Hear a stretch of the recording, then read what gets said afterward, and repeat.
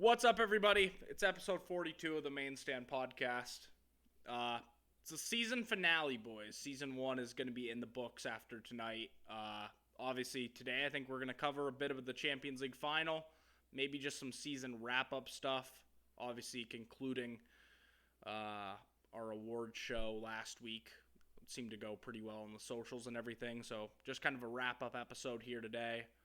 We'll let Pat kind of kick things off of, how are you feeling, Pat, after last weekend? I feel great. I feel really good. I'm okay with it. I feel bad for you guys, admittedly. It's a tough goal to concede to lose Champions League final. But ultimately I got a good kick out of it. I think now that Mitchell's not angry about it anymore, I'm allowed to laugh at Oh, it. Uh I'm in like pit of despair right now. We'll get into that, but And me and I Mitch are think it's actually in funny. different moods, so it's going to be kind of interesting to see the contrast of two different Liverpool fans. I guess my only take on it at the end of the day is you guys went from a quadruple to an unbelievably forgettable double, and the difference of that was between that was 2 games. But you had a good season nonetheless. I just think it's funny that the history books will remember you as the team that came so close, but ultimately didn't win either of the big ones. I want to disagree with that to a percent because I think the story of this season goes much beyond the fact that we come out with a lackluster double. Like the fight till the very end and everything that happened on Championship Sunday, I think it's going to be a little bit more memorable than just that lackluster double we ended up with. But it hurts. It hurts. Um, all in all, still a successful year. The boys just looked fucking dead. The legs were tired come the end of that match, and it was evident. Yeah. So before we get into the actual game on Saturday, let's kick things off with a little bit about the final in Paris and the overall settings. I'm pretty heated about this. Still a few days out. Just hearing the stories of everyone who was at the match and stuff like that. Obviously, this final was thrown on Paris 3 months out, 2 months out because of Something like that, yeah. yeah, because of Ukraine. It was obviously going to be in St. Petersburg, but that got moved. So you have to give them a little bit of leeway. But the overall setup and logistics of that final just wasn't there. In my opinion, France and Paris just shouldn't be able to have finals for the foreseeable future because of this. An utter shambles. Obviously, the game gets pushed back. It ended up being like 30 minutes. Kickoff was. Yeah, if not a little more with the Yeah, with the performance.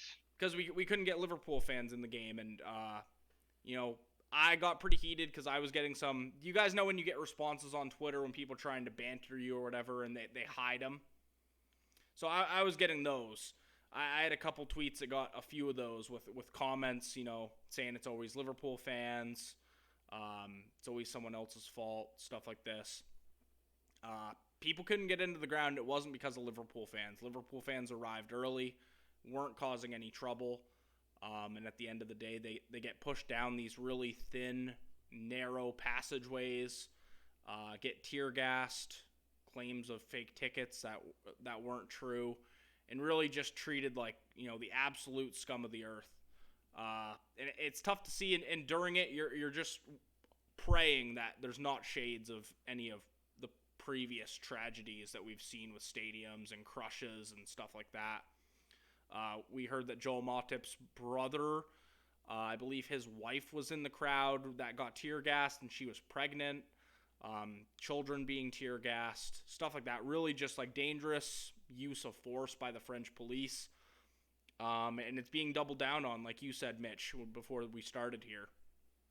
The Minister of Sport just coming out and saying, we had to prepare for this because Liverpool supporters are dangerous and stuff like that. Just coming out with complete lies. It does give you shades of Hillsborough, which is just kind of disgusting being 30 years out from that. I think it happening to any other team, it's a different narrative. Yep. I really do, and I don't mean that to be like a red glasses kind of guy. We're a fan base who, the heartbeat of our fans is charged through what happened at Hillsborough and what's happened at other venues because we've lived it. Not us in particular, thank God. But it's something that we learn about, we think about, and it's an anxiety that you have when you're going into a situation like this. It's horrible. Just the pictures and videos of them closing gates in people's faces, resorting to pepper spraying people. One video in particular I saw, it was a father and his son, 5, 10-year-old son, standing at the gate, first in line. French officer just pepper sprays him. Weren't doing anything. It's really confusing. It really makes you think about what actually happened. Um, and I feel for like Thierry Henry and Jamie Carragher when they were sitting pregame, they had no idea what was going on.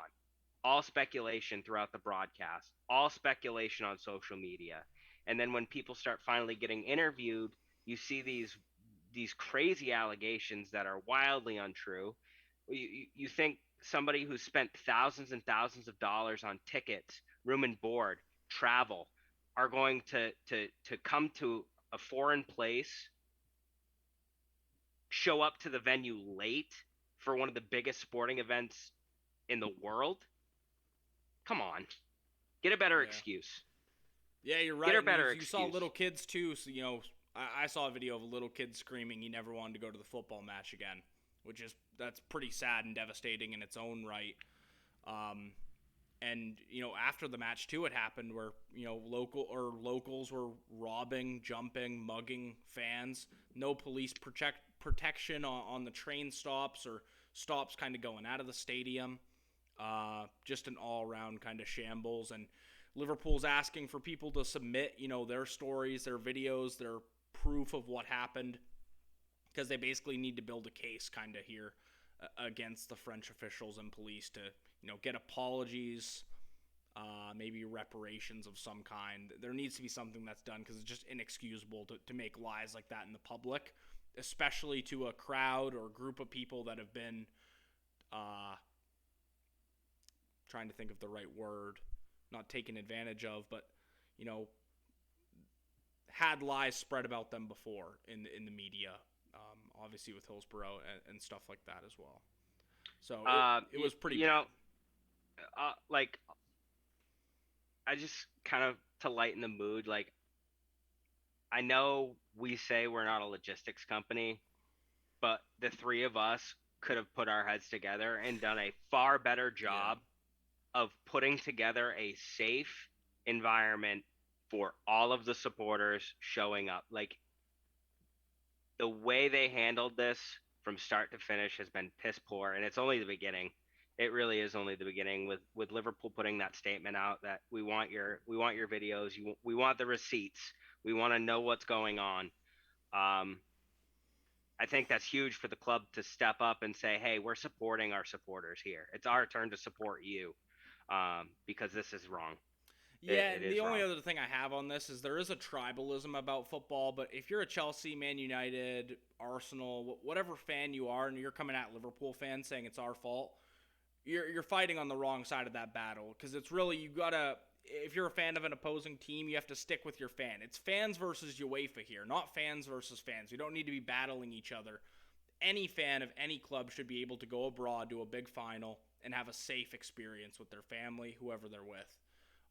So that needs to get knocked out completely. That really made me upset to see some rival fans getting on Liverpool like it was our fault when it wasn't. And you touched on this, Mitch. Obviously, we weren't around for Hillsborough, and we're not Scousers, but we know the club enough, know the people enough to know how important and also how dangerous these statements can be, when you're talking about a club like Liverpool. Absolutely. The game itself, Obviously, 1-0 to Real Madrid. It's kind of we expected them to play that way. They were never going to be the ones that got out on the front foot and attacked us. Played the better game, had more shots. Courtois was impeccable. 9 saves. Yeah, they picked 9 us out, saves. and they converted their chance. So at the end of the day, we can't really say we were the better team. Finals come down to fine margins, and they took their chance, and we didn't. Unfortunately. Unfortunately. For my health, my mental health. I was worried about Trent going into that game with Vinicius on his side. I thought he did really, really well all night, him and Ibu. Yep. And Trent kind of, people are claiming, he didn't look over his shoulder or whatever. You brought up a good point, Mitch, that he couldn't really see across the line. Yeah, if you're looking at that, the one angle they showed that of the camera on the sideline, kind of behind the play, you can see where Fabinho and Virgil are. That ball gets tipped off of Fabinho's foot, cuts through traffic. He saw it late. Like, at the end of the day, anybody saying that anybody else could have saved that, like, you stand in his position at that moment in time. There's nothing he could have done about it. No. It was a good goal. Like, they got the ball in. It is what it is. I'm more impressed with the fact that he did a wonderful job marking Vinicius on every other trip up the field. Had a couple of great defensive tackles right on the edge of the 18. Ibu looked phenomenal, dispossessed Benzema a handful of times right out the top of the 18. If I had to point to a weak link, I think it was probably Thiago. Kind of crunch time injury, trying to get him on. Naby obviously in the conversation for getting in the starting lineup, running up until to kickoff, but Thiago looked tired. He looked hurt. The passes weren't as crisp. The dribbling wasn't as crisp. Real Madrid did a good job of absorbing the pressure that we applied.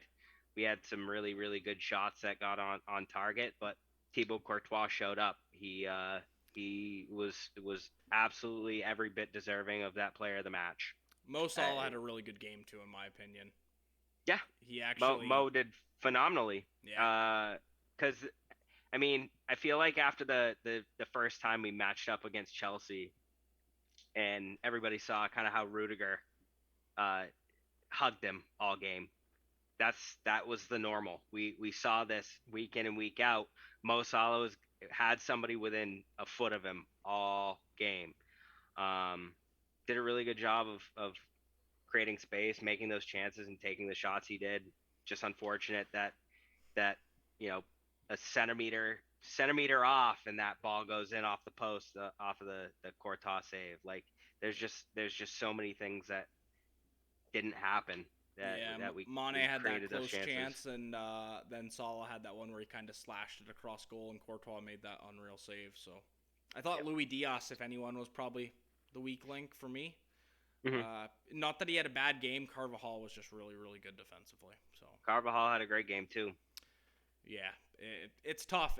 It's tough because it's Real Madrid again, and you feel like you improved so much, and they went out with the same starting lineup, and not the same, but relatively. And beat us. And at the end of the day, you're gutted because, like Pat was kind of saying before, we end the season with 2 trophies instead of 3 or 4, and that does hurt a little bit.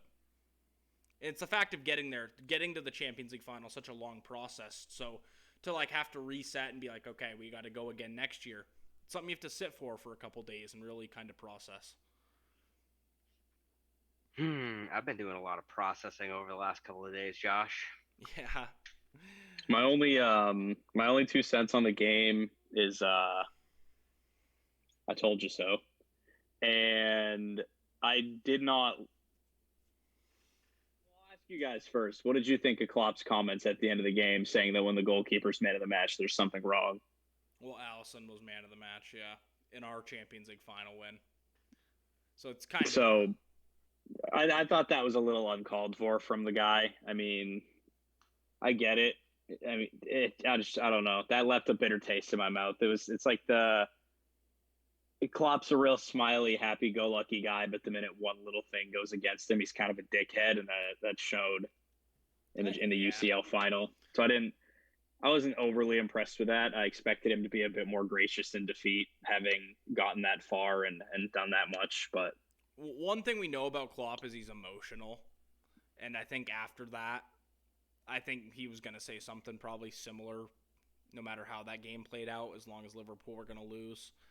And it just happened to be about the goalkeeper. I think he probably wouldn't have said it if given a little bit more time. Yeah, it's fair, I guess. I don't know. I didn't love it.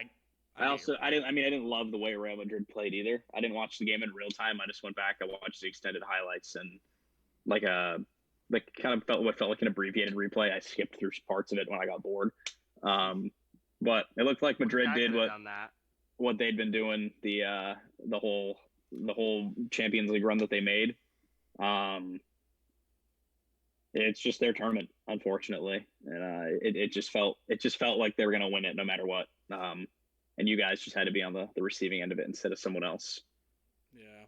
Before we get into kind of maybe next season or predictions, takeaways, whatever, I do want to hear your take on this, Pat. Me and Mitch had a little bit different opinions on this, and I'll give my take first. Waking up on Sunday, I didn't really know. I just went to sleep on Saturday pretty much for the rest of the day. Thought Sunday was going to be brutal, just being on social media and stuff. I tried to stay off it for most of Saturday night. The parade stuff really, really uplifted me. Made me gave me that little like burning sensation inside of like going again. Like, we belong to this club that's great, so special, everything like that. Mitch had an opposite kind of reaction. Yeah, I know last week I said let them celebrate, let our fans have it, because we all in all still had a successful year. Like, it's not like we missed out on the Champions League by like this crazy insurmountable task. Like, we didn't miss out on the Premier League by really any fault of our own. It just didn't fall our way at the end of the season. Like, City went out and got the result. Like, I feel like I'm kind of eating that now, because with the timeline of just like the sour taste pregame, then losing the game, and then afterwards, Mane is now leaving, and then it's like, okay, so we come away with 2 trophies instead of 4. We're losing one of our kind of cornerstone teammates. It just hurts. It really hurts. It puts me in a place where I don't want to celebrate. I just want to like cry with a tub of ice cream and watch Mane's goal highlights from his time at Liverpool. Like, I just want to crawl into a hole. Pat, I'm very excited to get your take on it and try to be as unbiased as you can here. Do you think it was cool that Liverpool fans could get 500,000 people the day after a final loss together and celebrate like that, or did you find it corny at all? Like, I know a lot of rival fans did, so. I mean, I'm kind of I'm right in the middle of the fence. I recognize that the parade wasn't just for the men's team, as you pointed out in our last episode. So it's cool that the women's team, who won like a major trophy, got like a huge reception like that. So in that sense, I think it's cool. And I think Liverpool have an extremely passionate fan base. You guys could have paraded the fucking Carabao Cup, and I think a lot of people would still have turned up for that. I think that's just how Liverpool fans are. Yeah. I guess that being said, I do think it's like a little corny, just because you didn't really win anything that like turned heads this season. I mean, the FA Cup does kind of turn heads a little bit because it completes Klopp's cabinet. It completes Trent's cabinet. Like, sure, it's like not a bad trophy to win. It's not. But it's not like the Champions League final. But you don't normally see a parade for the FA Cup or a parade for the Carabao. You see a parade for those 2 trophies when you've also won like a Champions League or a Premier League title or a league title. Those aren't like regularly celebrated as big accomplishments like that. So that's where I'm a little like funny about it. I mean, I don't really care what you do or don't choose to celebrate. City won the Premier League. I like really just don't give a shit about any other club at this point. Fair. I stopped caring the minute the final whistle blew in that Villa game. Oh, I imagine. Don't care what happened to the remainder of the season. So I think it's cool like that fine. Calvin Harris was the DJ. I'll throw that in. That is really cool. I think the celebration was cool. I think it's impressive. You got all those people that come out and celebrate that, but like, it's really tough for me to care about it. That's fair. That is fair. So that wraps up the end of season results. Do you guys want to each go around and give our club a grade for the end of the season, maybe, or I don't know how you want to do that. Yeah, happily we can do that. Just talk about how we think we did. You guys, we can give some conflicting opinions if you feel one city did bad, or if I don't think Liverpool did that well, et cetera, et cetera. Mm-hmm. And then we can tell the people what's next. Yeah. You guys just spent a bunch of time talking about Liverpool, so I'll talk about City for a little bit. I think context of the season, kind of as a whole, I'll give City like a B+. I didn't really care too much about the Carabao because we had won it 4 years in a row. So I was like, oh, we lost finally, whatever. The FA Cup, I wasn't upset about missing out on the FA Cup, but like in that run of fixtures where it was Liverpool in the league, Atletico Madrid in the Champions League, or it was Atletico Madrid in the Champions League, Liverpool in the league, Atletico Madrid in the Champions League, and then FA Cup semi against Liverpool. I was like, if we're gonna lose any of those games, I would rather be the FA Cup semifinal. And even then, like, you guys squeaked by a team with 7 players who aren't regular starters, and Zach Steffen, if he didn't gift you guys a goal, that's a completely different game. So like ultimately, I wasn't too bothered by that. At the end of 90 minutes, I think if we like had fit center backs and then we weren't in such a weird period, and if we played anybody that wasn't Atletico Madrid, that might have been a different game. We had like 4 senior players get murdered essentially in that game. So I just had a really thought-provoking question, real quick.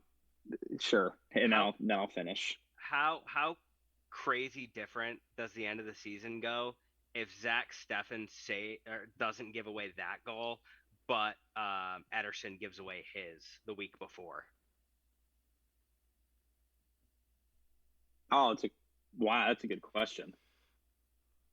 Do we score a third that game if you guys go up is the question, I guess. Does anything change? Like that 1 week where one goalie almost gifted a goal and didn't, and then the following week a goalie does. I feel like that just flipped. Oh, yeah, there's definitely some alternate universe where that fucking happened. Yeah, really, that's crazy to think about. That is nuts. I think it changes a lot, personally. But I mean, yeah, the 2 trophies City, 2 of the 3 trophies City didn't win. I was pretty bummed. I wasn't super bummed about. The way we lost the Champions League hurt a lot. And I think that's what really kind of like takes away from, me giving City like an A+ season, because I think they were great in the league. I think to be on top as long as they were with a team like Liverpool chasing them the whole year. I mean, we've seen teams slip up. I've seen City make these teams slip up just with how relentless they are in their pursuits for a couple of our titles. So I think to win the title in the way that City did against the opposition that they did, with the personnel that they had, with a relatively small senior squad, still doing the whole like false 9 bullshit and somehow managing to still score more goals than any team in Europe this year. I think it's an accomplishment in and of itself. I think a lot of this season shows, life after Guardiola is not going to be super chill when he leaves. I don't really know if there's a manager who's going to come in and do what he's done these last 5 years for us. And I think this year in particular really showed us like how blessed or how blessed City is to have a coach of his caliber at the helm. Similar to how you guys probably feel about Klopp, getting you 2 games away from a quadruple. Guardiola, just the things he did with this squad that he has this season, I think were like really, really impressive. And the Champions League hurt, but we won the league in a pretty good fashion. So yeah, B plus. I'm ready to turn the Premier League into the Bundesliga next year. Mitch, do you want to go first? Yeah. So my end of season grade, I'd probably say we're chilling at an A minus. Oh, An A minus. I was gonna give that too. Like it's hard to give anything above that with what we finished with, in my opinion. But to be where we were with what we had, the signings we made, kind of the story of the season, and fighting back from mid-season, obviously with games in hand. I don't want to offend Patrick, but no, just taking the chances that we needed to when we needed to, and getting in the positions that we were in, and having one of the greatest seasons in terms of just games played and success, overall success, like being 2 games away from a quadruple. Yeah. It's fucking insane. Like, it's draining. It's a lot. Yeah, I was gonna give an A minus as well, Mitch. Played 63 games this year and lost 4.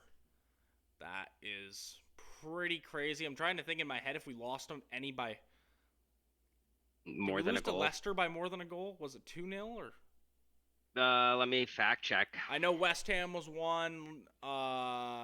Milan was 1, and Milan was we went through that day, so I don't even really count that as a loss. West Ham, Leicester. Who the fuck else did we lose to? It was 1-0 to Leicester. Okay, so West Ham was 3-2. Oh, and Real Madrid, duh. But yeah, we scored the most goals in our club's history this year, and again, like Mitch said, you're there on the last day. You played every single game possible. Can't really ask much more of Klopp. Ball just didn't fall our way in those 2 kind of finals, as you could call them. So A minus, I think with the parade and stuff, I think we will go again next year fully. It'll be a little bit harder as City is kind of already bumping up with Alvarez and Holland. We've got to do some business in the summer. Julian Ward's first summer as sporting director for Liverpool. Yeah, we have our backs against the wall, but I think that's ultimately when Liverpool is their best. So we'll see. Big I'm in danger vibes from this Liverpool fan. I'll put it on wax, I guess. I'll put it on wax.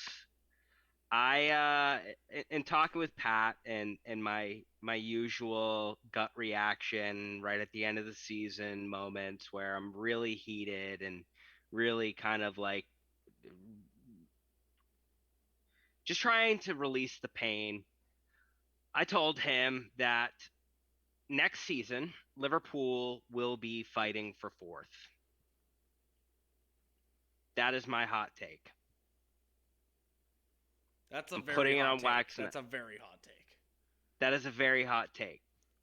Why 4th? Because I understand if you said City can run away with it. Who do you think's improving that much? That I don't know. Outside of City, I don't know who's improving that much. That's for the transfer window to see. I think we are losing a lot this offseason, and I don't know if we have enough to reel it back in. Personally, now that I'm thinking about it, maybe the Jurgen 2-year extension was to get fresh, young signings playing under the system before it gets handed over to Pep. But with Mane leaving, the potential of Mo leaving, the potential of Taki leaving, we have Origi leaving. That's 4 of our Mo's 6. not leaving, though. That's 4 of our, 7. That's 4 of our 7 forwards. If Mo left, it'd be next summer. I'm just saying, there is a lot riding on this offseason. And if we do it wrong, which I don't have a lot of faith in Mr. Henry, I think we're fighting for 4th. I don't know. Conte is a short-term manager most of the time. I think it was a pretty big accomplishment for him to get Spurs back in the Champions League. I don't see them competing well on both fronts or really investing that much more than they already have. I do think Perisic is a really good signing. Man United aren't going up. Arsenal, not scared of. Chelsea. So even that's 3 teams. I just have a hard time seeing us compete for top 4. But I'm always the optimist one. You're always the one that kind of takes the... I'm the negative Nelly, and I know that. But I will say I have not been wrong in 5 years. The Schwam. I'm the City fan, and I'm saying that City are fucking 3-beaten already. Congrats on the sex. Has that happened before? United did it, I think, once or twice under Ferguson. It's exhausting, man. You literally feel drained at the end of the season. I don't know what to do with my hands. You boys watching any Nations League this weekend? No, I'm taking the Kevin De Bruyne approach because I think the Nations League is a joke. Yeah. I am taking a break. It is a round of friendlies, basically. We do have the MLS this summer. That'll be fun to kind of keep up with. The fans will get MLS updates on the gram when we're all going to Revolution games once you're back in Maine. Which, for those listening, the boy will be back in Maine this week. So hit us huge. Up. Live shows next year. Live from the zoo. Yup. This is probably a good time to just, closing remarks, chat about what's coming down the pipeline. Yeah. So, as everybody just heard, Josh is coming back to Maine. Episode 1, at least, of season 2, you're going to be live in person. We're going to take a month off, so this will be the last episode until about, the beginning, middle of July. Mm-hmm. Gonna plan season 2. We're gonna get some interviews, and the goal is do a live show for you guys at the start of season 2 in July. Try to do a full, season preview, chat about transfers, get a bunch of the lads on, and Community really Shield kick off July season 2. 30th too. Holland's first competitive game is gonna be against Liverpool. You guys are Do you probably think he walk plays? out those dumb Do you think logo-less Holland jerseys. plays in the Community Shield game? Absolutely, he does. Guarantee it. You heard it here first, folks. He has said before that Van Dijk is the hardest defender he's ever gone up against. So, and he's gonna have to do it twice in the league next year. All I'm hearing is Holland is dunking on Van Dijk twice next year. Takumi used to be teammates with Holland. Okay, he knows all of his tricks. Put Takumi back in defense. Favorite. Please let Takumi Minamino mark Holland.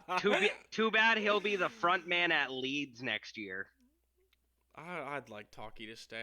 I love Taki, but Nah, he's going to Leeds, bro.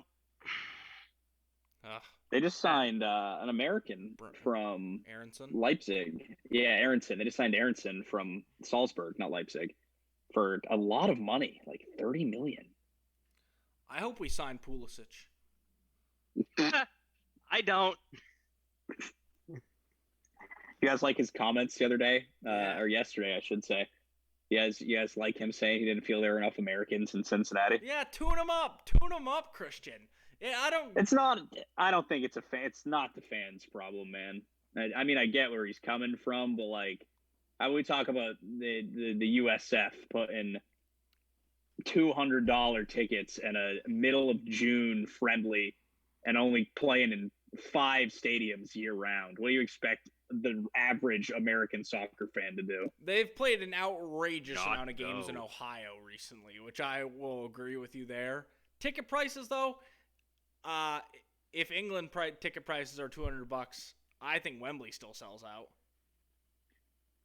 That's a different culture, man. And I don't think England tickets are that expensive. That's kind of the point. I don't either, but It's like outrageously expensive to be a U.S. soccer fan. England is also a much smaller country with a much more advanced public transit system that allows people to get around. Like, that's true. I'm not getting in my fucking car. Hey, let's go to the game. Time to drive to Ohio for a football match where I'm gonna see the U16s play in this friendly because Christian Pulisic is not wanting to come to Ohio. You can't pay me enough money to drive to Ohio. On a side note, I will never ever go to Ohio. Fun fact: Ohio, the heartbeat of American soccer. They played like 3 games there because they had one. I think they already played in Cincinnati and they had one in Columbus. But crazy. Like, I don't know how I'm ever going to see a game without breaking. Like, I have to sell my computer. I gotta sell a kidney, something, because they're not coming anywhere near New England to play a game. No soccer stadiums up there, man. Have the women played at Gillette though? I think the women played at Gillette. I might be wrong. I think they have. Have they? Either way, you need a soccer. It's really stadium. expensive to be. Yeah, we do. We need a good soccer stadium. Main stand field. Yeah. I think that wraps it up, boys. I would say so. Abbreviated kind of thought blurb episode. 42/43 episode season. Crazy. We've been here through it all. I'm excited. We got some fun stuff. The downs. I think lots of ups. Lots of ups. Yeah, lots of ups, lots of downs. A lot of banter. A lot of banter was had over these last couple episodes. We got some fun ideas in store for next year, though. Got some interviews, got some content ideas. We'll be back again and better than ever. Back again. Next season will be dope. Season 2, the return of the stand. Yes. Maybe we need to look into some merch. We'll figure some stuff out. Josh, don't give all the ideas away. We'll make trucker hats. We haven't even wrapped the episode yet. We should just buy like 5,000 koozies. Just hand them out at night at the old port. They'll make the rounds. I gotta say it because Josh is just gonna keep going. Guys, thank you so much for sticking with us through this season, our first season of the Main Stand podcast. Gear up. We're gonna be taking a little break. We'll see you guys mid to end of summer with some more guests, more sometime content, in July, and another season. We go again next summer. Deuces. Peace.